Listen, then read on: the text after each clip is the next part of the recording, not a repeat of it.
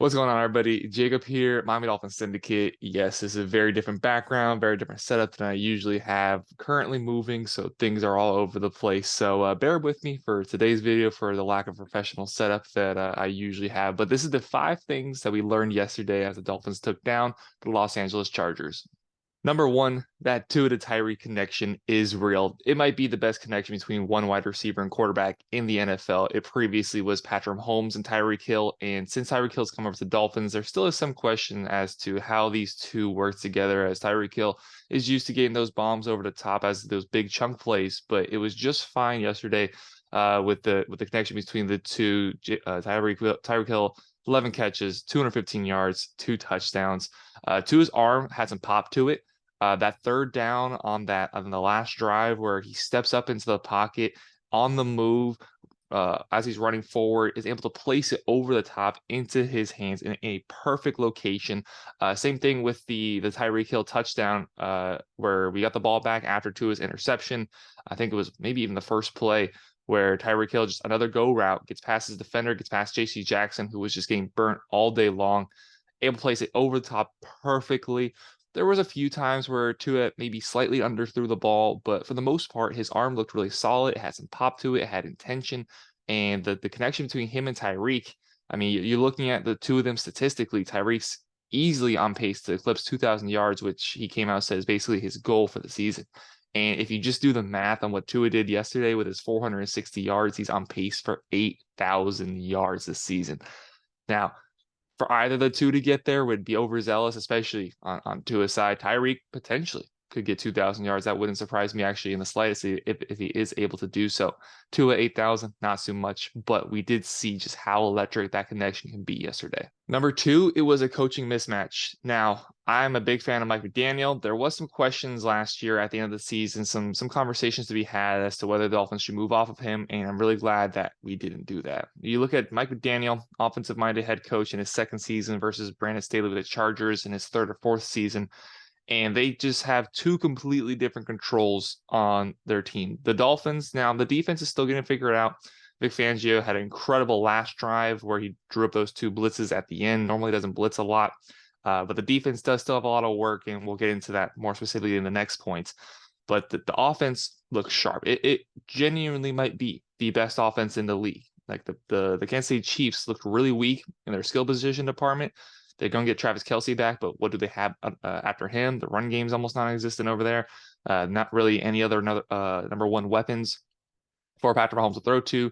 The San Francisco 49ers, now they looked incredible. It's really it's a 1A, 1B between the Dolphins and the 49ers. Take your pick. Maybe you say because the Niners have more that they are the best offense, but take your pick. Either way, those two offenses are absolutely incredible. And Mike McDaniel drawing up plays, great play calling, confident play calling, like that 4th and 7, which we ended up scoring touchdown at the end of the first half. Great play calling, great situational awareness. Whereas on the other side for the Chargers, Brandon Staley just, excuse me, still can't figure out that defense. He's a defensive-minded head coach with one of the best quarterbacks in the entire NFL, and the defense, his side of the ball is continuing not to hold up to the standard. He doesn't have a good control on this team. He sometimes looks flustered on the sidelines. And this is a guy that they had the opportunity to fire this last offseason. Could have went out and got Sean Payton, allowed him to go within division. Meanwhile, the Dolphins are just continuing to ascend, especially on their head coach's side of the ball, while the Chargers head coach, his side of the ball, which is defense, is continuing to get worse, despite being, I believe, the highest paid defense in the entire NFL. Brandon Staley, I think his days are numbered over there in Los Angeles, whereas Miami Dolphins with Mike McDaniel is just continuing to grow game by game. Number 3, it wasn't perfect. Xavier Howard did struggle. Xavier Howard did not have a great game, had multiple defensive penalties called against him, and it's kind of a continuation from what we saw last year. Now, we were hoping a little bit going into the game that maybe some of his struggles last year were due to the fact that he didn't have a true number 2 corner on the other side of the field as Byron Jones went down. And that's still applicable today with Jalen Ramsey still yet to play a single snap for the Miami Dolphins. And also last year, all the other countless secondary pieces that went down throughout the season.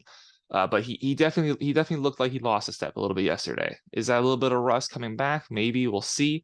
But the fact that we saw last year and what that looked like, and he's kind of continued that over in week 1, I'm not saying that he's done. I'm not saying he's toast. I'm not saying that any outlandish things. I'm not trying to get too far ahead of myself, but there is some things to improve on, and one of those things definitely was Xavier Howard's performance. Just the amount of times he got burnt, the amount of penalties got called against him, and honestly, most of the times where he did get pass interference called against him and illegal contact called against him, I'm looking at him like, oh, I'm kind of glad you did that because there was multiple times where had he not done that, it may have been a touchdown for the Chargers. A couple of times it ended up being a touchdown anyways, but nonetheless, he was getting burnt to the point that it was probably going to be a touchdown had he not committed the foul. It does concern me a little bit. I'm not going too crazy with it, but it is something to keep your eye on, especially since we're still a very long time from Jalen Ramsey coming back. We're looking like probably at best the beginning of November for him. So it's going to be some really important months for Xavier Howard and this defense. How can they hold up? Because the Chargers, even though didn't have a lot of big plays. Like Austin Eckler got free a couple times. Nothing really crazy in the passing game. I think Herbert only had a little over 200 yards. There wasn't anything that really was glaring, but there's definitely some improvements to be made with this defense. And it makes sense. Vic Fangio, first year as defensive coordinator, this they had the off season, but you go into training camp, you go into the preseason game. There's limited opportunities with the starters, especially the stars like Xavier Howard, who you're holding out in preseason so they don't get hurt. I'm not overly concerned, but it is worth pointing out that Xavier Howard did have one of the worst games in Dolphins uniform yesterday. Number 4, back to positive things. The offensive line had an absolute masterclass, and that was the biggest concern going into the game. Being without Teron Armstead, having Lamb on one side, and then just having literally no idea what you're getting from Austin Jackson on the right side. Connor Williams didn't have any snaps over to his head. I think that the fumble that happened on the 2-yard line on the first drive was honestly more on Tua. It looked like he was pulling away a little too quickly. So while Connor Williams does get a bad rap for his snaps, and deservedly so, I don't think it was necessarily his fault for that fumble that he had. But across the line, excellent work. Khalil Mack and Bosa were virtually non-existent, had very little impacts on the game. Austin Jackson did a great job on Bosa. They had no sacks. Tua had a clean pocket. The ground game is still questionable, but is that the offensive line? Is that the running backs themselves? Probably a combination of both, but we already knew that going into the game. So if we already knew that the running game wasn't going to have a massive impact, Raheem Mostert had 30-something yards on 10 carries. He got in the end zone, but we knew that the ground game wasn't going to be was going to win or lose the Dolphins this ball game. The offensive line kept Tua upright. They gave him enough time to make throws. They gave him opportunity if he needed to move around a little bit. They did everything that we could have expected or hoped for. That was the best case scenario, really, going into that game, knowing you're facing two of the best pass rushers in the entire NFL. And massive, massive, massive props, that entire offensive line, but especially those tackle positions, especially with Lamb, especially with Austin Jackson. And now let's see if Teron Armstead can come back against New England. Just another step in the right direction for this offensive line. And finally, number 5, just put it simply, this is going to be fun. This looks like it's going to be a very fun season of Miami Dolphins football. Last year, when Tua went down, there was a lot of negativity that came around the team as we started losing games. And we went into that game against Buffalo in the playoffs, not expecting to have any sort of foot in the game. And, it ended up being a lot different than we expected, but still lost. As long as Tua can stay upright, this team virtually has no ceiling. The sky is the limit when it comes to this team. We walked into Los Angeles. Tua hadn't played an official snap since the Green Bay game last year. So many questions still about him. So many questions even about Mike McDaniel. There was conversation about whether he should have been let go at the end of last season. There was a lot of negativity going into the offseason. And then we got Jalen Ramsey and things felt good. And then he goes down. And then that first game against Atlanta. And there was, we weren't necessarily sure how we were going to look week 1, having to play one of the best teams in the league, having to play a team that we lost to last year, where they were by far not at 100%. Rashawn Slater didn't play. I think Keenan Allen and Mike Williams did play, but they were far from 100% themselves. And the Chargers still found a way to come on top last year, and the Dolphins just looked out of it from the beginning of the game. Then we go into yesterday. That first drive, lead all the way down the field, results in a fumble, not ideal, but immediately come back and score on the very next possession. Very little drives that we didn't leave walking away with points. We had the 2 turnovers, and I think we had one singular punt And outside of that, every single drive, I believe, if I'm not mistaken, I apologize if I'm wrong on this, but I think every other drive we at least walked away with some sort of points. Again, against the most expensive defense in the entire NFL, against a defensive-minded coach, against Justin Herbert and all those weapons that they had, we came out victorious in a shootout with one of the best teams in the league. Where does that lead us from here? That at the very least leads us into New England with a team that, give New England credit for what they did yesterday. They lost, but going against the team that lost the Super Bowl last year with Jalen Hurts, AJ Brown, Devonta Smith, all still there, all still a very healthy team. It's arguably the best roster in the NFL to hold them like they did, to have a chance to go down and win the game with seconds left on the clock, down by 5 at the time.